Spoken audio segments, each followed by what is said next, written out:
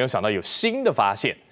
那这个性平会呢，最近被引发关注，是因为其中有一个法律系的代表，他的姓名叫做是林翁万，鲑鱼卵万，是该届最高票当选性平委员的学生。那目前呢，也是现任的性平委员学生代表之一。这名林姓学生，他搭上了鲑鱼之乱的风潮，是为了要免费的寿司吃到饱，所以改名，所以才改成您现在看到的林翁万鲑鱼卵万。台州的同学去吃了4次，总共的消费金额3万多元，最后是由店家来买单。